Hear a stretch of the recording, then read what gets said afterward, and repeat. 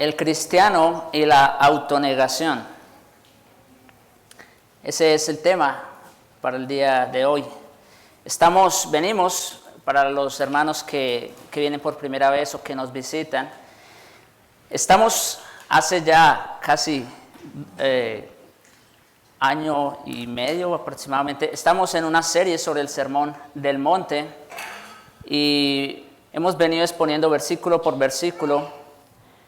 Y estamos aquí ahora, nos encontramos en el versículo 38 del capítulo 5 de Mateo. Allí entonces tenemos esas palabras del Señor. Y quiero recordar una vez más que ahorita estamos en una sección donde el Señor quiere ilustrar un punto, y es que los escribas y fariseos tenían una interpretación de la ley, pero Cristo ahora viene a dar la verdadera o la correcta interpretación de la misma. Los escribas y fariseos enseñaban una cosa y practicaban unas cosas, pero el Señor Jesucristo ahora viene a decirnos: esto es la verdad. Yo, quien di la ley, ahora doy su correcta interpretación. Y uno de los ejemplos es el que nos ocupa en el día de hoy. Allí en el versículo 38 dice: oísteis que fue dicho ojo por ojo y diente por diente. Pero yo os digo, no resistáis al que es malo. Antes, a cualquiera que te hiera la mejilla derecha, vuélvele también la otra. Y al que te quiera poner a pleito y quitarle la túnica, déjale también la capa. Y al que te obliga a llevar carga por 1 milla, ve con él 2. Y al que te pide, dale, y al que quiera tomar de ti prestado, no se lo rehuses. Como les decía, esta es parte de una sección, la quinta ilustración para ser más exactos, que nuestro Señor ofrece del modo de su interpretación de la ley mosaica, que se opone por completo a la perversión que los escribas y fariseos habían hecho respecto a la misma. Quizá el procedimiento mejor que se puede adoptar para esta sea lo mismo que hemos venido haciendo con las otras ilustraciones, esa triple división. Primero, ¿cuál fue la intención de la ley mosaica? Segundo, ¿cuál era la interpretación que daban los escribas y fariseos? Y tercero, ¿cuál es la verdadera o la correcta interpretación? Así que vamos a ir con el primer punto, y es la intención de la ley mosaica. ¿Cuál fue la intención de la ley al decir ojo por ojo y diente por diente? Una frase que se encuentra en Éxodo 21:24. La usó Moisés dirigiéndose a los hijos de Israel. Y lo que importa ahora es determinar por qué lo hizo. Y se aplica el mismo principio que hemos aplicado en los otros ejemplos, como en el del adulterio, en el del divorcio, en el de los juramentos. La intención primordial de la legislación mosaica fue controlar los excesos. Así veíamos en aquellas ilustraciones también. El pueblo siempre, o de por sí, el corazón del hombre siempre tiende a inclinarse de un lado o de otro. Y entonces, por eso el Señor da estos mandamientos o legisla estos asuntos. En este caso, lo que Él quiso controlar fue la ira, la violencia y el deseo de venganza. No hace falta entenderse en esto o ser entendido en esto. Todos sabemos, por desgracia, de qué se trata y todos somos culpables de ello. Si alguien nos perjudica, el instinto natural de inmediato es que hay que devolverle, y aún más. Una pequeña ofensa y de inmediato surge el deseo de venganza. Incluso el daño corporal, sin excluir el homicidio. Muchas veces una persona llevada por el deseo de venganza puede llegar hasta cometer el acto de homicidio. Esa tendencia general a la ira y la violencia, a la represalia, está en lo más profundo de la naturaleza humana. Y por eso allí el Señor, por medio de Moisés, da estas palabras: ojo por ojo, diente por diente. Desde la edad más temprana tenemos este deseo de venganza. Ustedes verán los niños, un niño le hace algo al otro y el otro le responde. No se quiere quedar atrás. Ese deseo de venganza está desde que son pequeños. Es una de las consecuencias más odiosas y feas de la caída del hombre y del pecado original. Entonces dio esta ley concreta que insiste en que estos asuntos prevalezca un cierto principio de igualdad y equidad. Así es que si alguien le saca un ojo a otro, no hay que matarlo por eso, ojo por ojo. O si le saca un diente, la víctima solo tiene derecho a sacarle uno de los suyos. El castigo debe estar de acuerdo con la transgresión y no excederla. Se estaban cometiendo abusos en el pueblo de Israel. Alguno le sacaba un ojo o un diente y entonces el otro ya quería matarlo. Y entonces el Señor quería controlar esos deseos de venganza o esos excesos que estaban ocurriendo. Ese es el propósito de la ley mosaica. El principio de justicia debe estar presente y la justicia nunca excede sus exigencias. Si estamos hablando en términos de justicia, pues debe haber entonces algo equitativo, ¿no es cierto? No se puede exceder en el castigo tampoco. El objetivo de esa ley entonces no fue incitar al hombre a que se tomara ojo por ojo y diente por diente y a que se insistiera siempre en eso. Fue simplemente tratar de evitar los excesos y ese terrible espíritu de venganza y de exigir compensación inmediata. Pero quizá lo más importante es que esta norma no se dio para el individuo. Esto es sumamente importante y lo vamos a estar viendo durante todo el sermón. Esta norma no se dio para el individuo, sino más bien para los jueces, quienes eran responsables de la ley y el orden entre los individuos. Eso es sumamente importante. El sistema judicial fue establecido en el pueblo de Israel y cuando se suscitaban disputas y conflictos entre ellos, tenían que presentarlos ante estas autoridades que eran responsables de juzgar el asunto. Los jueces tenían que procurar que no se excediera el ojo por ojo y el diente por diente. La legislación fue dada para ellos, no para los individuos. Como les decía, esto es importante. Allí, esta legislación no fue dada para cada persona, que si tu compañero te sacaba un diente, entonces tú tenías que encargarte de sacárselo a él. No, eso no fue la intención de la ley. Sino que si ocurría un accidente, ambos tenían que ir ante el juez y el juez tenía que determinar cómo resolver el problema. Y esta ley se dio para los jueces, para que los jueces no permitieran que la parte afectada terminara excediendo la ofensa que había cometido. Era para eso que fue dada esa ley, para que los jueces supieran administrar esos asuntos que estaban ocurriendo. Esa fue la intención de la ley. Entonces dijimos dos cosas. Uno, fue dada para controlar los excesos, ¿verdad? O el deseo de venganza. Y dos, que esta ley fue dada para los jueces, para los encargados de juzgar, no para los individuos o para las personas. Ahora, en segundo lugar, veamos la equivocada interpretación rabínica.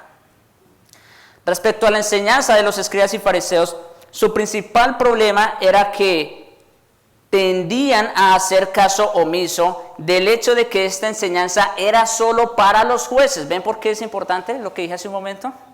Que esto fue solo para los que iban a juzgar. Los fariseos y los escribas estaban pasando por alto ese principio de que esa enseñanza era solo para los jueces. La convirtieron en un asunto de aplicación personal. Entonces, si alguien te hacía daño, si alguien te hacía una ofensa, tú, bajo esa ley, entonces tú puedes responder de la misma manera. Pero no fue la intención de la ley, como dije hace un momento, sino que eso fue dado a los encargados de juzgar, a los jueces. No solo esto, la consideraban con su típico estilo legalista como un asunto de derecho y deber tomarse ojo por ojo y diente por diente. Ellos eran legalistas también en ese sentido. Si alguien te hace algo, tú no le debes pasar por alto la ofensa. Y eso es típico de los legalistas incluso hoy día. Alguien, por ejemplo, le presta un dinero al otro y si no le paga, ahí lo tienes encima, hasta que no se le pague el último centavo, ¿no es cierto? Eso es típico de los legalistas y eso estaba pasando con los escribas y fariseos respecto a esta ley. Para ellos era algo en lo que se había que insistir y no algo en lo que había que limitar. Era una idea legalista que pensaba solo en sus derechos. Eso también es importante. Ellos pensaban e insistían en ¿qué? En sus derechos. Ahorita vamos a ver la correcta interpretación. Eran pues culpables de dos errores principales en este asunto. Convertían un mandato negativo en positivo. Ellos insistían en ojo por ojo y diente por diente y además lo interpretaban y llevaban a cabo ellos mismos. No daban lugar a los jueces, quienes eran los que debían juzgar, sino que ellos se tomaban o se atribuían esa ley para ellos mismos. A la luz de estos antecedentes, entonces, es que se da la enseñanza de nuestro Señor. Oísteis que fue dicho ojo por ojo y diente por diente, pero, y siempre tenemos los peros en estas ilustraciones, ya ustedes saben, pero yo os digo, no resistáis al que es malo. Y aquí entonces empieza nuestro tercer encabezado, pero que básicamente este es nuestro sermón. Examinemos lo que nuestro Señor enseña. ¿Qué fue lo que quiso decir? Dice allí, pero yo os digo, no resistáis al que es malo. Ellos decían ojo por ojo y diente por diente. ¿Qué quiere decir entonces? Debemos comenzar por lo negativo, siempre para descartar aquello que no es. Y una de las cosas que debemos de una vez descartar es que esta afirmación no ha de tomarse literalmente. Las palabras que nuestro Señor va a decir a continuación respecto a la túnica y a la capa, o respecto a caminar las 2 millas, o respecto al dar cuando te pidan prestado, debemos saber que estas afirmaciones no han de tomarse completamente en un sentido literal. Siempre hay quienes dicen, lo que digo es esto, que hay que tomar la escritura tal como está, y la Biblia dice que no resistáis al malo, ahí está, no hay por qué añadir nada. No podemos ocuparnos de esa actitud general respecto a la interpretación bíblica.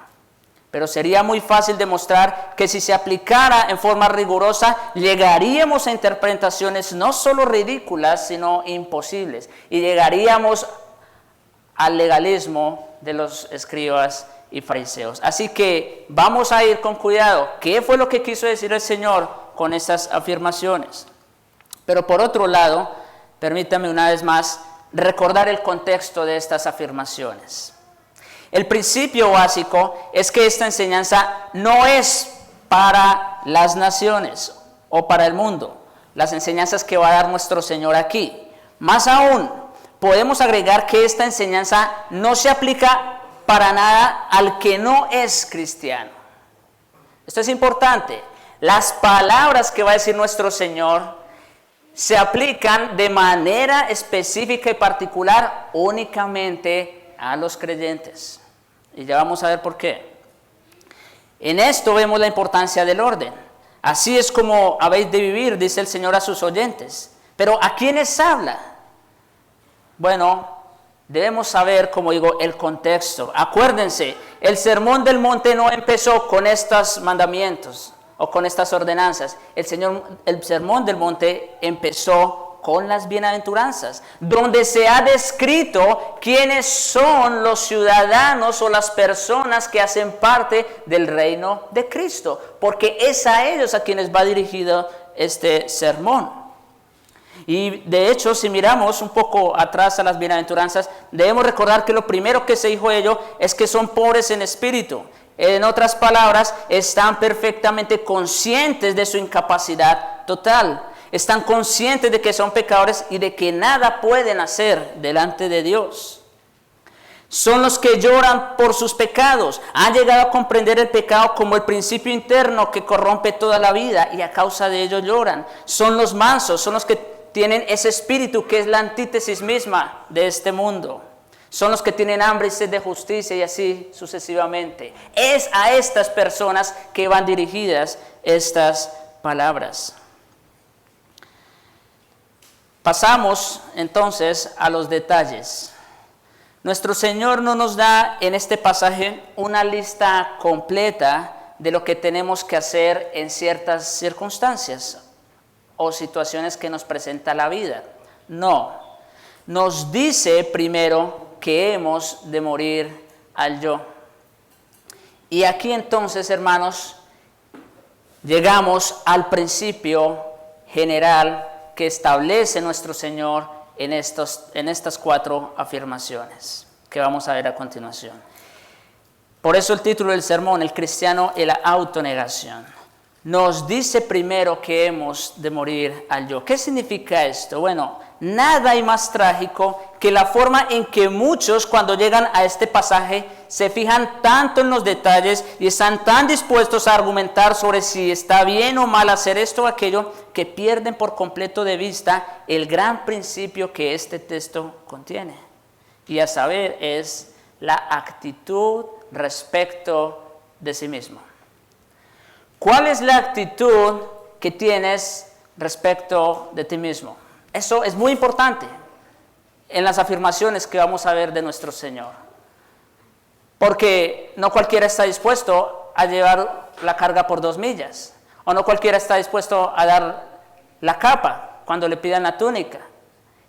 Entonces tenemos que ver que esto se trata, más que de hecho, se trata de un principio general. Y ese principio tiene que ver con la actitud que el cristiano tiene respecto de sí mismo.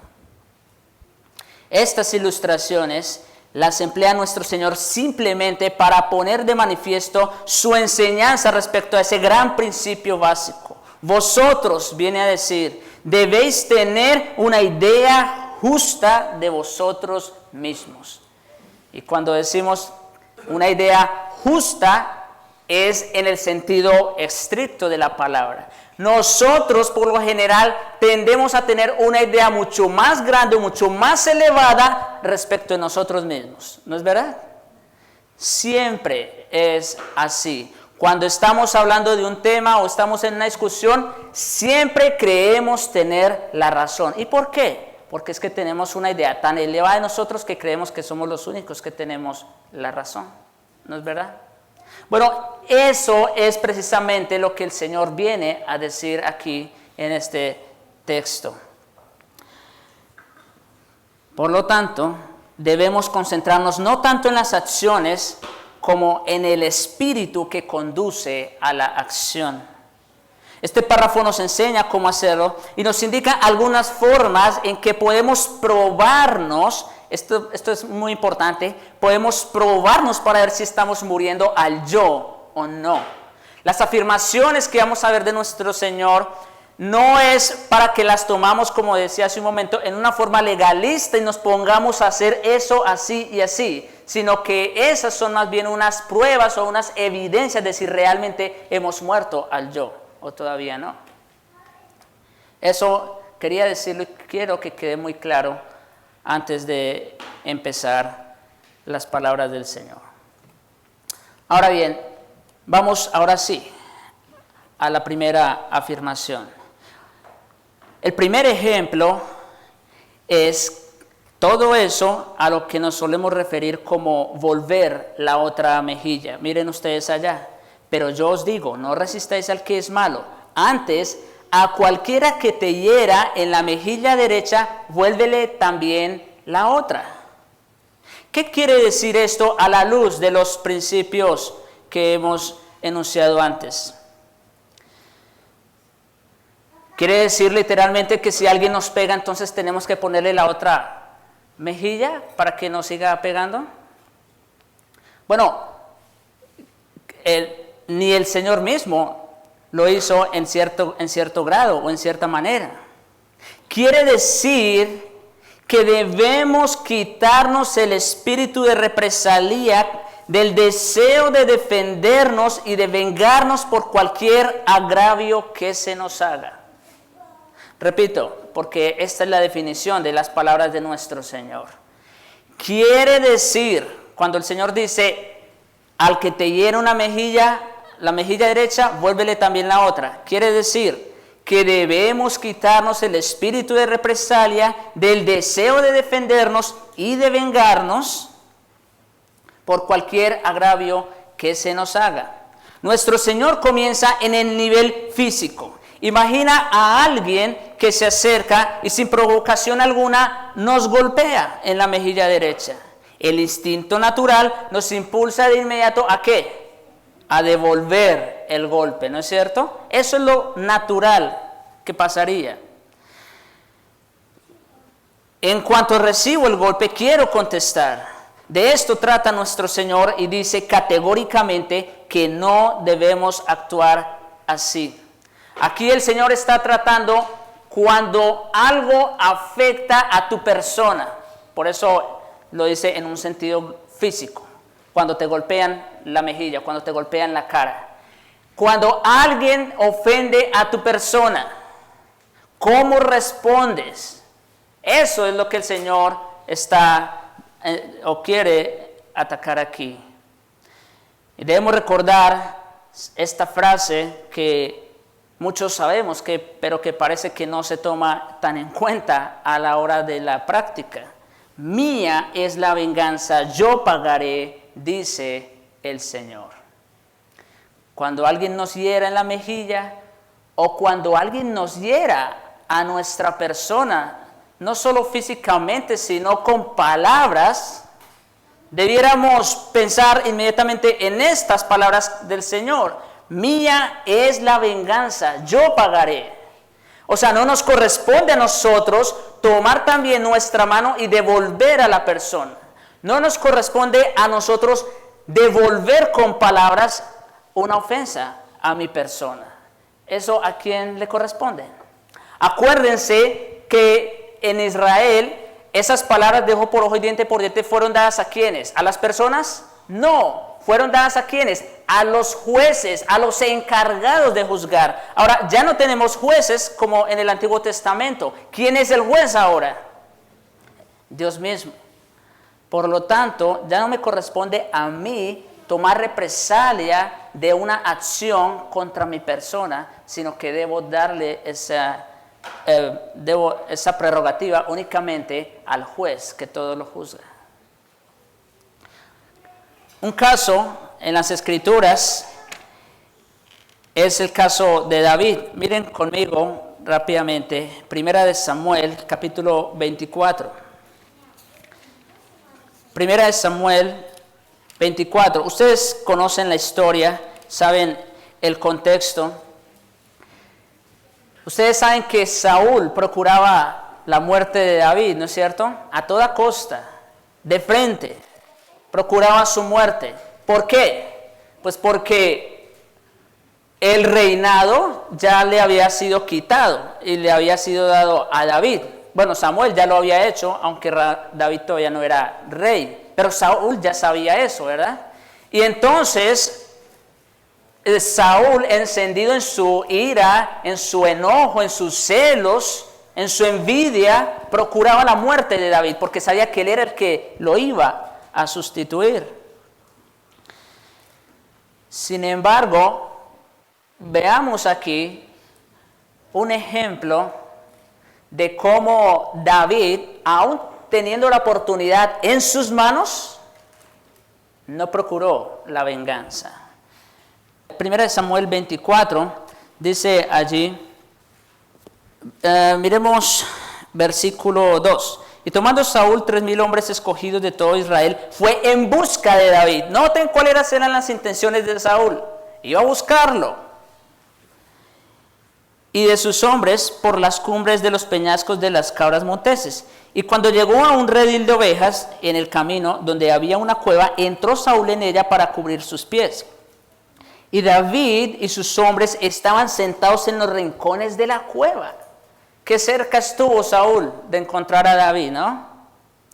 Entonces los hombres de David, ahora mire cómo pensaron los hombres de David, los siervos de David. Entonces los hombres de David le dijeron, he aquí el día que te dijo Jehová. Sí, Jehová le había prometido que lo iba a librar de las manos de Saúl. Sí, se lo había dicho. Y mire lo que le están diciendo sus hombres. Aquí el día de Jehová, he aquí que entregó a tu enemigo en tu mano y harás con él como te pareciere. Y se levantó David calladamente y cortó la orilla del manto de Saúl. Interesante. No se paró David a apuñalear o a cortar a Saúl, ¿no es cierto? Simplemente dice, cortó la orilla del manto de Saúl. Después de esto, y aún con eso que hizo, es interesante, con solo cortar la orilla de su manto, después de eso se turbó el corazón de David porque había cortado la orilla del manto de Saúl. Y dijo a sus hombres, Jehová me guarde de hacer tal cosa contra mi señor, el ungido de Jehová, que yo extienda mi mano contra él, porque es el ungido de Jehová. ¡Wow! David ya sabía que él iba a ser el rey, que Dios lo había escogido a él para ser el rey. Samuel ya lo había ungido.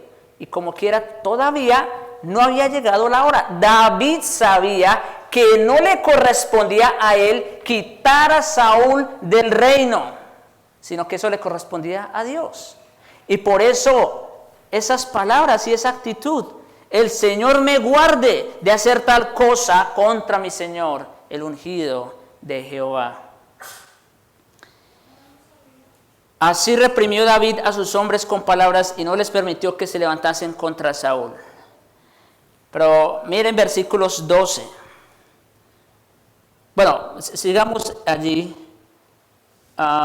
Versículo 8, perdón. También David se levantó después y saliendo de la cueva dio voces detrás de Saúl diciendo, mi señor el rey. Y cuando Saúl miró hacia atrás, David inclinó su rostro en tierra e hizo reverencia. Y dijo David a Saúl, ¿por qué oyes las palabras de los que dicen, mira que David procura tu mal? He aquí, han visto mis ojos, han visto hoy tus ojos, cómo Jehová te ha puesto hoy en mis manos en la cueva, y me dijeron que te matase. Pero te perdoné, porque dije, no extenderé mi mano contra mi Señor, porque es el ungido de Jehová. Mira, Padre mío, mira la orilla de tu manto en mi mano, porque yo corté la orilla de tu manto y no te maté. Wow. ¿Qué pudo haber pasado en ese momento por la mente de Saúl, no? Es verdad. David tuvo toda la oportunidad de haberme acabado, de haberme matado, pero no lo hizo. David dice, te perdoné. Versículo 11, segunda parte. Conoce pues y ve que no hay mal ni traición en mi mano, ni he pecado contra ti. Sin embargo, tú andas a casa de mi vida para quitármela. Juzgue Jehová entre tú y yo, y véngueme de ti Jehová, pero mi mano no será contra ti. ¿A quién le dejó David la venganza? ¿Él la tomó por su propia mano? ¿Tuvo la oportunidad? Sí. Pero ahí reconoció esas palabras, mía es la venganza, yo pagaré, dice el Señor. Eso es lo que está diciendo nuestro Señor allí cuando dice, al que te hiera la mejilla derecha, vuélvele también la otra. Se trata a no guardar en nosotros, no albergar en nuestros corazones ese deseo de tomar represalia, de tomar venganza por una ofensa a mi persona. Significa esto, no debemos preocuparnos por las ofensas y agravios personales, ya sea de orden físico o de cualquier otro. Ser golpeado en la cara es humillante y ofensivo, pero se puede ofender de muchas maneras. Se puede ofender con la lengua o con la mirada incluso. Nuestro Señor desea crear en nosotros un espíritu que no se ofenda fácilmente por esas cosas, que no busque represalias inmediatas. Desea que lleguemos a un estado en el que nos sintamos indiferentes en cuanto al yo y al aprecio propio. Qué difícil es esto que estamos diciendo, que estoy diciendo. Que nos sintamos indiferentes en cuanto al yo. Nosotros tomamos como indiferentes a los demás. Pero en cuanto a mí, eso sí está difícil. El aprecio propio. El apóstol Pablo, por ejemplo, lo expresa muy bien en 1 Corintios 4:3. Escribe a los corintios que había dicho cosas muy poco halagüeñas en cuanto a él. Él había sido el instrumento para el establecimiento de aquella iglesia, ustedes saben, pero dentro de ella habían surgido fracciones o divisiones. Unos se gloriaban de Apolos y de su maravillosa predicación, mientras que otros decían ser seguidores de Cefas. Muchos habían criticado al gran apóstol en la forma más ofensiva, la iglesia de Corinto. Fíjense lo que él dice, el apóstol Pablo. Yo en muy poco tengo el ser juzgado por vosotros o por tribunal humano, y ni aún yo me juzgo a mí mismo. ¿Cómo tenía el apóstol Pablo el juicio de los hombres? Como nada. Para él era indiferente lo que dijeran de él. Lo que estaban diciendo los corintios de Pablo, algunos de los corintios de Pablo, era ofensivo. Pero Pablo ni lo tomó en cuenta, lo pasó por alto. Pasó por alto la ofensa contra su persona. Y siendo él quien había sido el fundador de esa iglesia, pasó por alto la ofensa. Quiere decir que se haya vuelto indiferente a las críticas personales, a las ofensas y agravios y a todo lo que los hombres pudieran hacerle. Ese es el principio general que establece nuestro Señor allí. La segunda ilustración que nuestro Señor utiliza en este asunto es la de la túnica y la capa. Al que quiera ponerte a pleito y quitarte la túnica, déjale también la capa. ¿Qué significa esto? Se puede formular así, a modo de principio. Nuestro Señor se fija en la tendencia de insistir en nuestros derechos, aún en nuestros derechos legales. Si ustedes se dan cuenta, en la primera afirmación el Señor está hablando acerca de la ofensa hacia la persona, hacia tu persona. Ahora aquí está hablando acerca de los derechos. Al que quiera ponerte a pleito y quitarte la túnica, déjale también la capa. No, pero es que no es justo. Él no tiene derecho. Bueno, aquí también deben quedar abajo los derechos. No se trata de mi derecho o que es justo o injusto.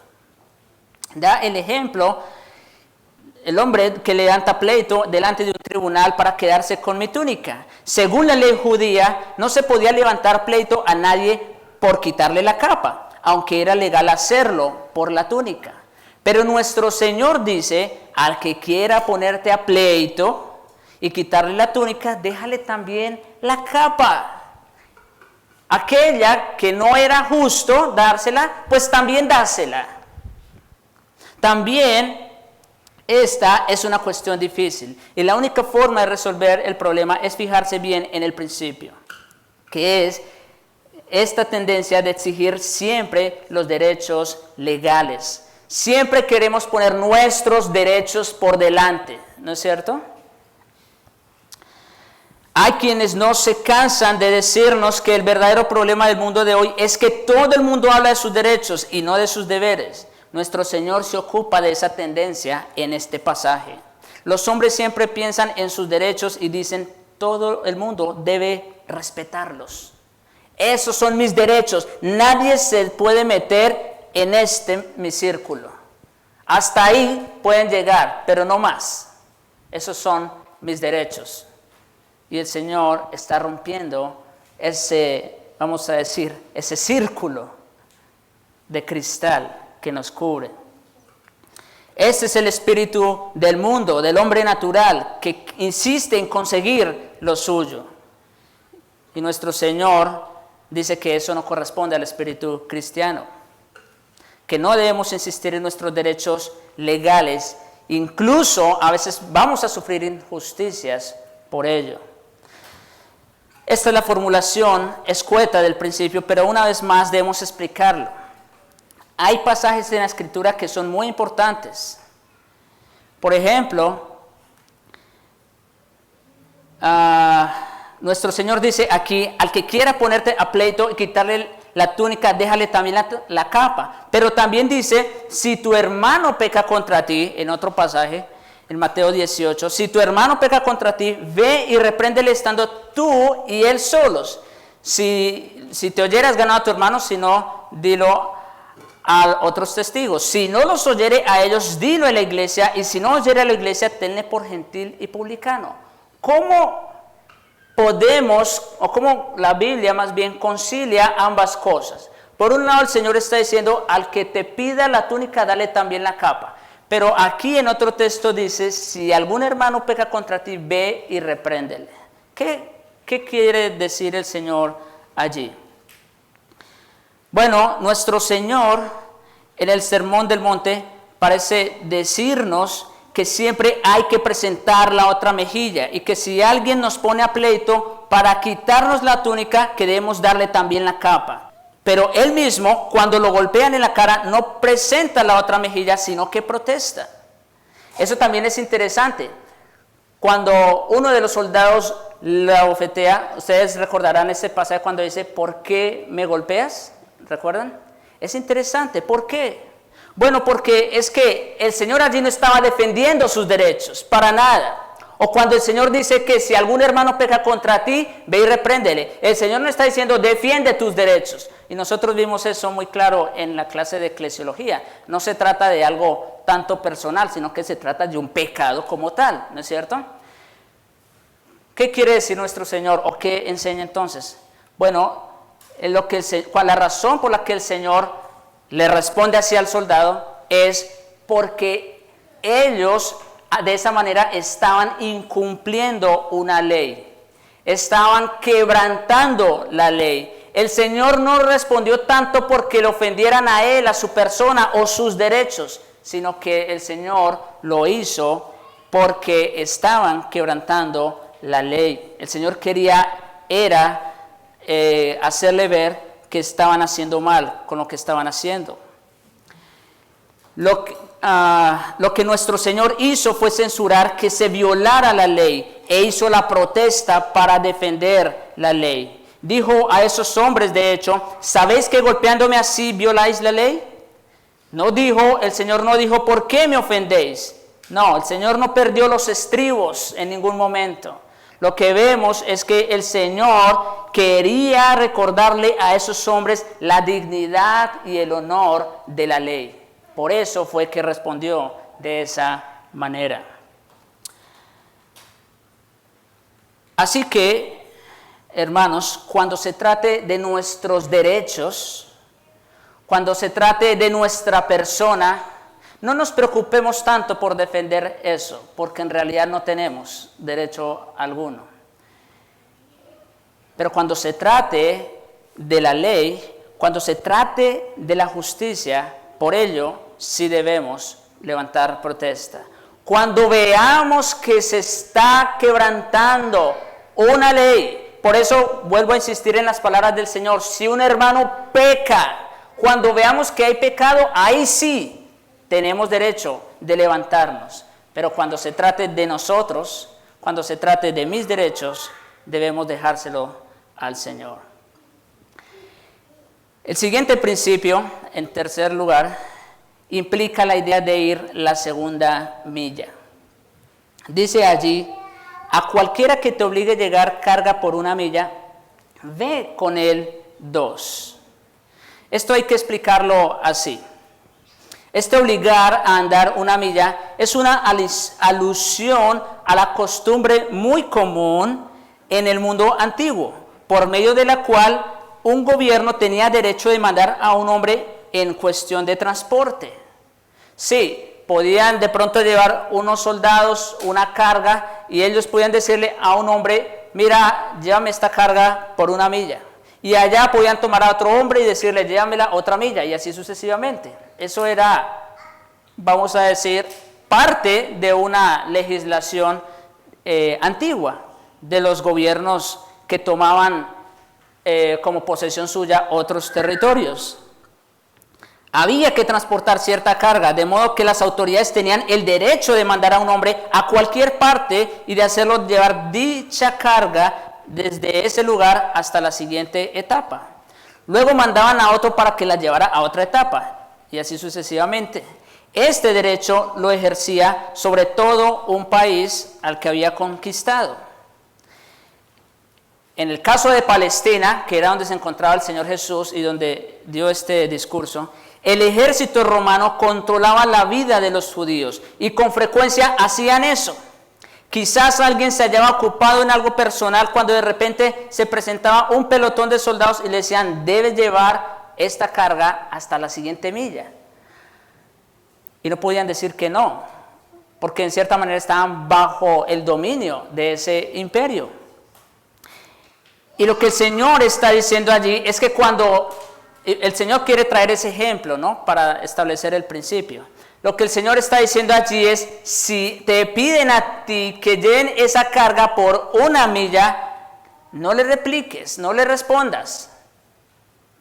Ve con él 2. A eso se refiere nuestro Señor cuando dice que si te obligan a llevar una carga, ve con él 2. En otras palabras, ve más allá de lo que te piden.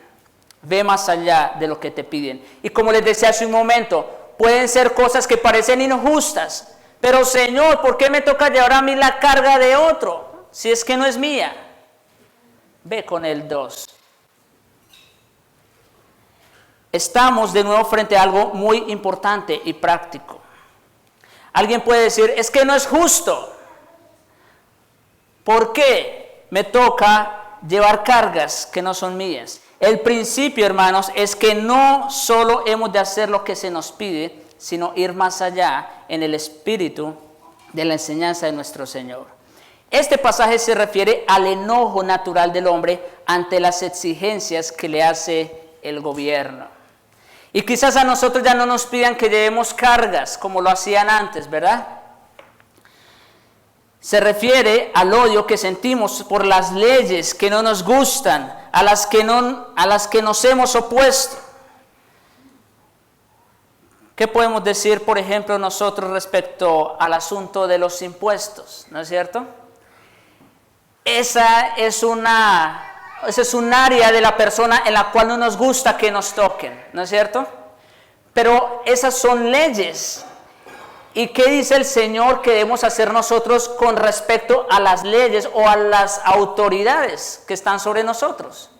Dice el Señor por el apóstol Pablo en Romanos 13, sométase toda persona a las autoridades, porque están ahí puestas por Dios. Y luego más adelante dice, y no en vano llevan la espada para castigar a los malos. ¿Qué quiere decir esto? Que cuando el gobierno emita una ley, aunque no nos guste, claro, y aquí hago la aclaración, a menos que sea algo pecaminoso, eso sí, si es directamente pecado, obviamente no está bien someternos a los hombres antes que a Dios, pero cuando sea algo legítimo, algo legal, sométanse a las autoridades sin remilgar, sin reparar. Alguien pudiera decir, pero ¿por qué tengo que obedecerlas? ¿Cómo puedo eludirlas? No solo no debemos molestarnos por estas cosas, sino que tenemos que hacerlas voluntariamente y tenemos que estar dispuestos a ir incluso más allá de lo que se nos pide. Nuestro Señor condena todo resentimiento que podamos sentir contra el gobierno legítimo de nuestro país. Eso es interesante. ¿No nos gusta el presidente que tenemos? Bueno, quizá no sea el mejor, pero como quiera, sometámonos y sometámonos voluntariamente. Sometámonos con alegría. El gobierno que está en el poder tiene el derecho para hacer estas cosas. A ellos sí se les ha dado esa autoridad de hacer justicia, como decíamos al principio, no a nosotros. Eso de ojo por ojo y diente por diente, a ellos sí se les es dado esa autoridad. Ellos sí tienen ese poder de no solo de legislar, sino de juzgar asuntos. Por eso cuando algo ocurre en la sociedad, a ellos, a los tribunales, a los estrados judiciales, es que se acude para que ellos ejerzan ese derecho, esa autoridad. Más aún, debemos hacerlo, el someternos a las autoridades, aunque estemos completamente en desacuerdo con lo que se hace y aunque lo consideremos injusto. Si tiene autoridad legal y sanción legítima, nuestro deber es hacerlo.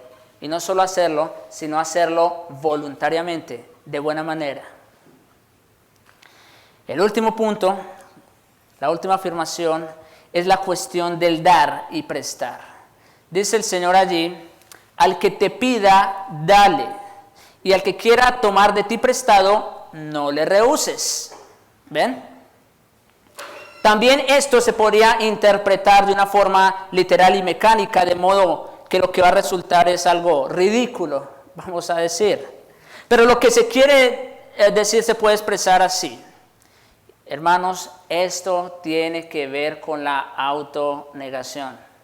El principio que les mencioné al principio, ¿se acuerdan? Aquí el Señor quiere cerrar esta ilustración volviéndonos a lo mismo. Vuelve a ser la negación del yo. Es la forma en que nuestro Señor tiene de decir que el espíritu que dice, retengo lo que poseo, lo que es mío y nadie me lo quita, esas cosas no proceden de un corazón cristiano. Esas cosas proceden de un corazón mundano, que cree que todo lo que tiene y posee es porque él se lo merece y porque lo ha ganado. ¿Sí o no? Bueno, el Señor dice, nada es vuestro. Nada es de nosotros. Todo lo que tenemos es por gracia. Y si lo tenemos porque lo hemos recibido, entonces no es nuestro. Pero ese es el corazón egoísta del hombre, que cree que lo que tiene es suyo y de nadie más. Aquí entonces ya hemos hablado cómo responder ante las ofensas personales, cómo responder cuando atacan nuestros derechos, cómo responder aun cuando son órdenes del gobierno, y aquí el Señor está hablando ahora acerca de las propiedades, o para ser más exactos, del dinero. ¿Cómo respondemos nosotros cuando alguien nos pide dinero o cuando alguien quiere tomar algo de nosotros?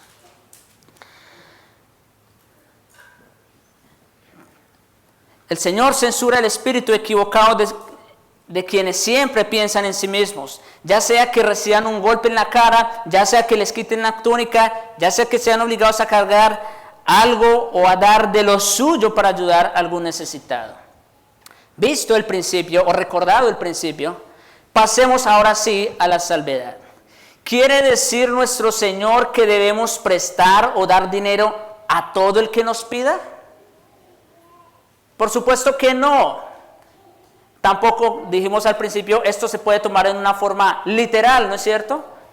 Por supuesto que no. Por ejemplo, si es alguien que usted sabe que es un briago y le está pidiendo dinero y usted sabe que lo va a usar o lo va a mal usar más bien, pues obviamente usted no va a darle ese dinero, ¿no es cierto?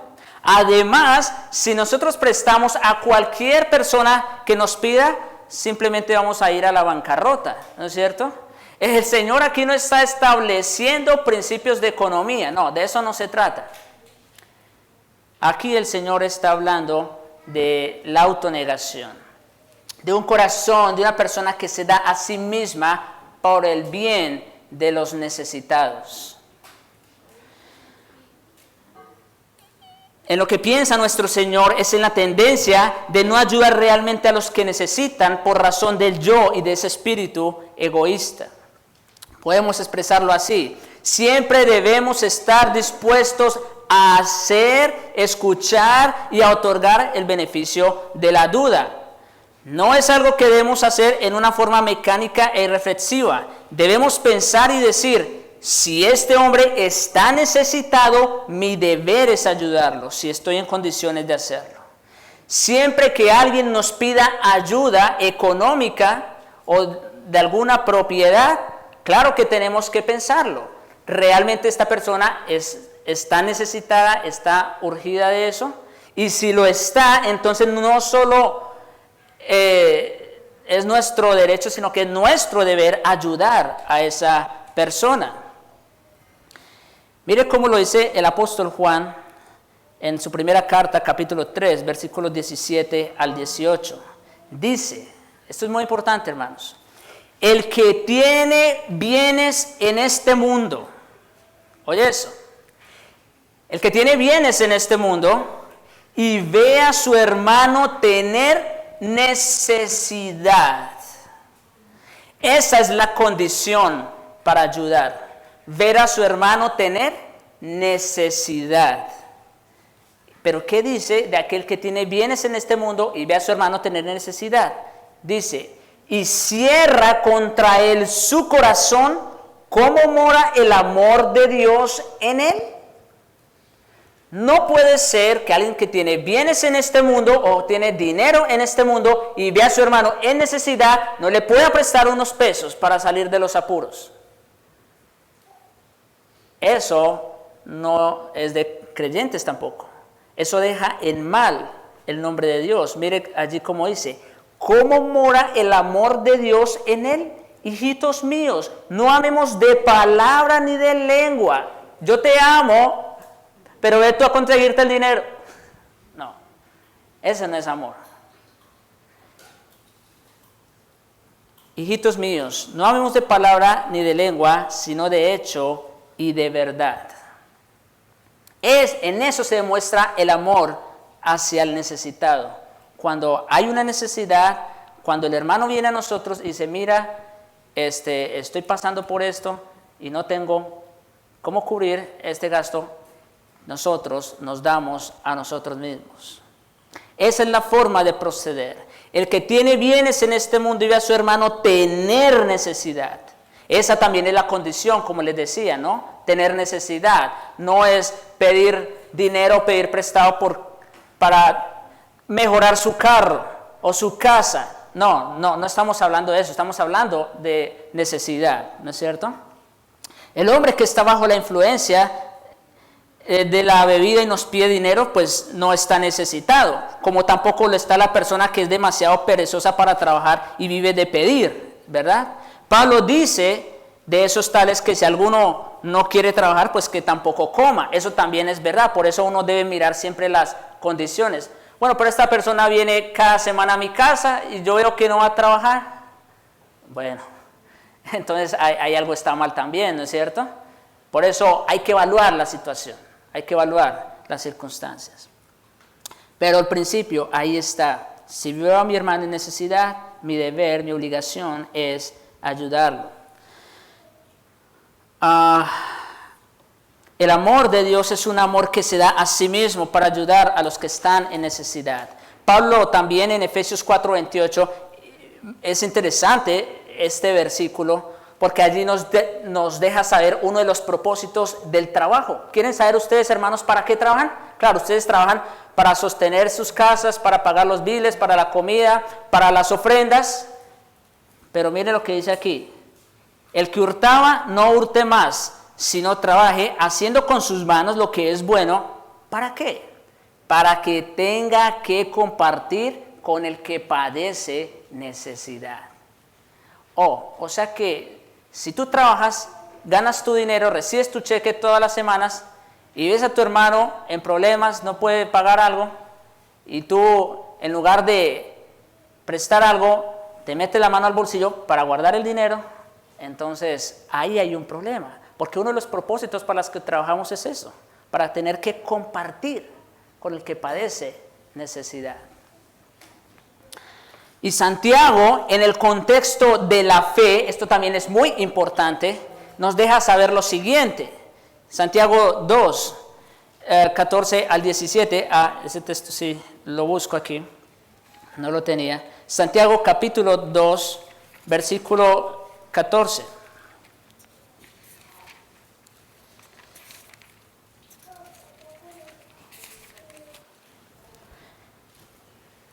dice, y como digo, está hablando del contexto de la fe. Hermanos míos, ¿de qué aprovechará si alguno dice que tiene fe y no tiene obras? ¿Podrá la fe salvarle?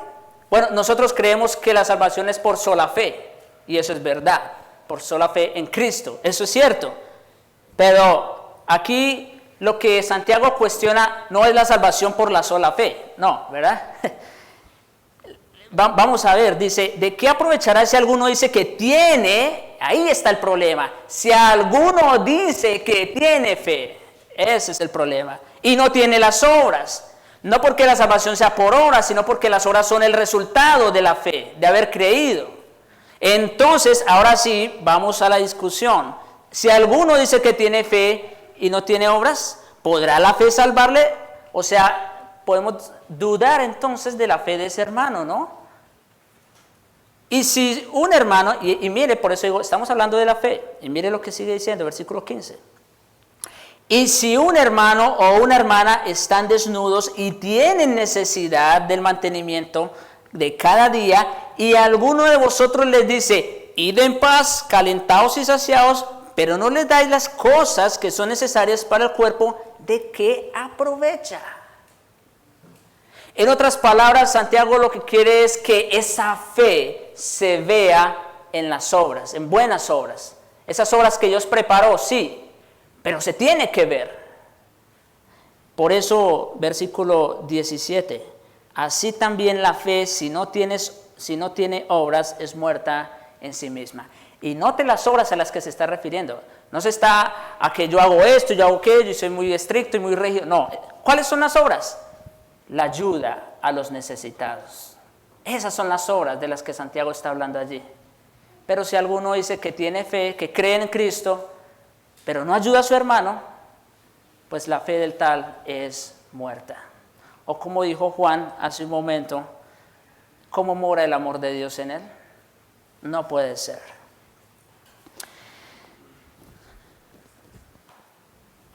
¿Qué tenemos aquí? ¿Qué se enseña aquí? Hay un principio en esta enseñanza y se refiere a la actitud del hombre consigo mismo. Podríamos hablar del cristiano, el Estado y la guerra y de todo lo demás, pero eso es mucho más fácil que lo que nuestro Señor nos pide que examinemos. Lo que nos pide que examinemos es nuestro yo. Tan fácil y sencillo como puede sonar. Es fácil hablar y juzgar al Estado, al gobierno, a las demás personas, a nuestros hermanos. Eso nos queda fácil. Pero lo que el Señor quiere es que nos examinemos a nosotros mismos, a nuestro yo. Como hemos visto en las 4 ejemplos que utilizó nuestro Señor, todo tiene que ver con ¿qué? Con la perspectiva que yo tengo acerca de mí mismo, si es la correcta o no. Y es mucho más fácil hablar del pacifismo que enfrentarse a su clara enseñanza. ¿Y cuál es? Al que te pida, dale. Al que quiera tomar de ti prestado, no se lo rehuses. Y alguien pudiera preguntar, bueno, ¿cómo concuerda esto con los otros versículos que habíamos leído? Que dice, es que no debería estar ahí. Oísteis que fue dicho ojo por ojo y diente por diente, pero yo os digo no resistáis al que es malo. Este es el tema, resistir al malo, y por esto parecen suscitarse estas cuestiones de guerra o de matar o de la pena capital. Pero luego prosigue, antes cualquiera que te hiere en la mejilla derecha, vuélvele la otra, y al que te quiera poner a pleito y quitarle la túnica, déjale también la capa, y a cualquiera que te obliga a llevar la carga con 1 milla, ve con el 2. Y luego de repente dice, al que te pida, dale, y al que quiera de ti tomar de ti prestado, no se lo rehuses. De inmediato tenemos ganas de preguntar, ¿qué tiene que ver esto, esta cuestión del pedir prestado con la de resistir al malo y de no verle en una expresión de venganza? Bueno, todo el tiempo se piensa en el problema del yo y de nuestra actitud con nosotros mismos. Dice, en efecto, que si queremos ser verdaderamente cristianos, tenemos que morir al yo. Esto de prestar o de ayudar al necesitado tiene que ver con el yo. ¿Por qué? Porque la tendencia natural del hombre es agarrar las cosas como mías. Esto es mío y nadie me lo quita. Tienes que morir primero al yo para poder entonces soltar un poco la mano y ayudar a tu hermano. Una afirmación que el gran George Mueller, un gran hombre de Dios en Inglaterra del siglo XVIII, si no estoy mal, llegó a tener un orfanato de poco más de 2,000 niños. Este hombre vivió por la pura providencia de Dios. Él nunca pidió ayuda a nadie. Eso sí es tener amor por las almas, por los niños. En cierta ocasión dijo acerca de sí mismo lo siguiente, y creo que esto ilustra muy bien lo que estamos diciendo en el día de hoy. Él escribe así: hubo un día en que morí completamente, morí a George Mueller y a sus opiniones, preferencias, gustos y voluntad. Morí al mundo, a su aprobación o crítica. Morí a la aprobación o censura incluso de mis hermanos y amigos. Y desde entonces he procurado solamente presentarme como aprobado para Dios. No se trata, hermanos, de buscar el agrado o la aprobación de los hombres.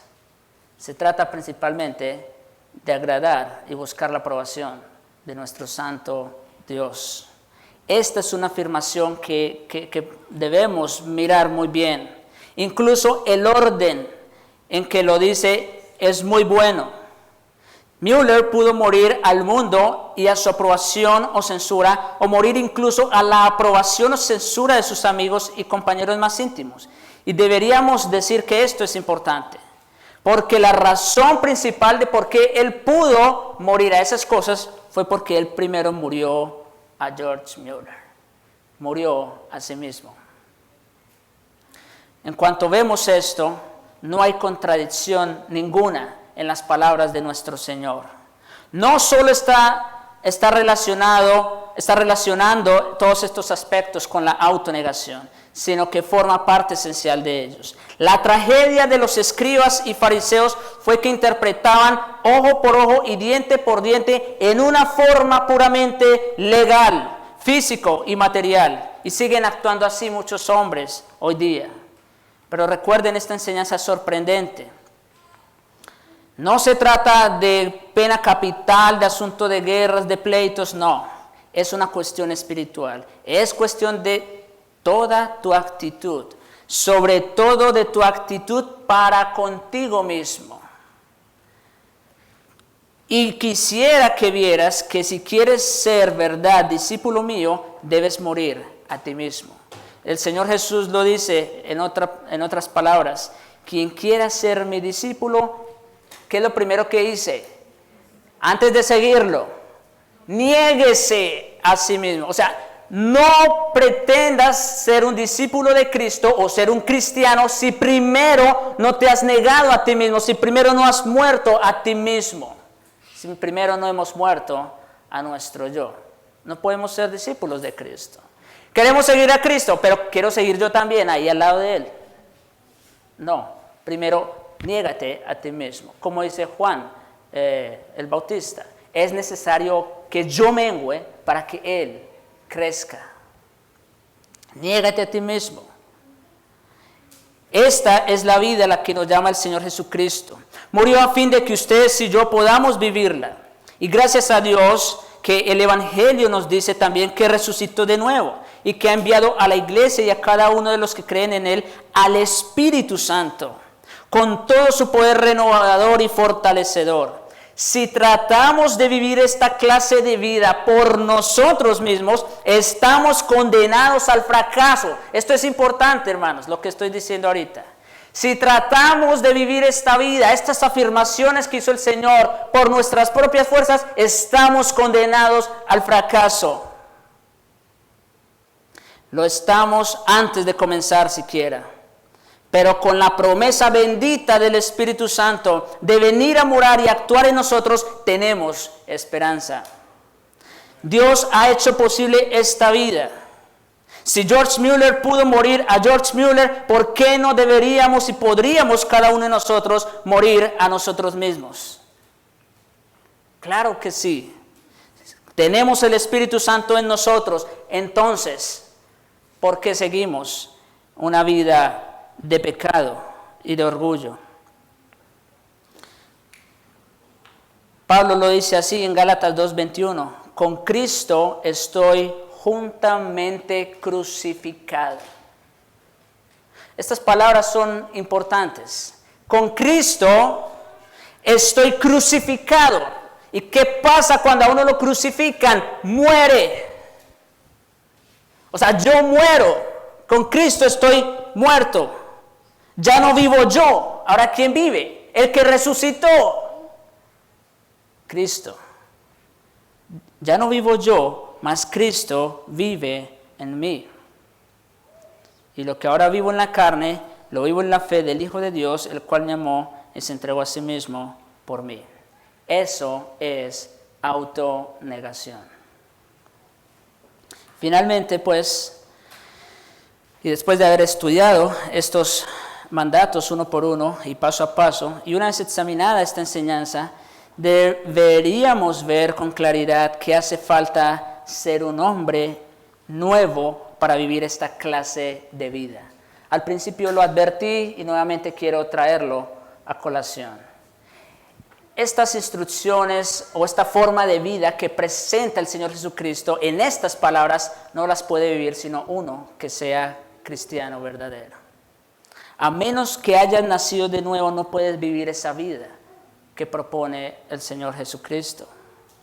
Nadie puede esperar vivir así a no ser que haya nacido de nuevo, a no ser que haya recibido el Espíritu Santo. Así que si aún no eres creyente, ruégale a Dios que te envíe el Espíritu Santo para que te dé el don de la fe para creer en Jesucristo. Porque solo así, solo los que son cristianos, solo a ellos se dirige nuestro Señor con esta enseñanza tan noble, tan elevada y tan divina. Que el Señor bendiga su palabra.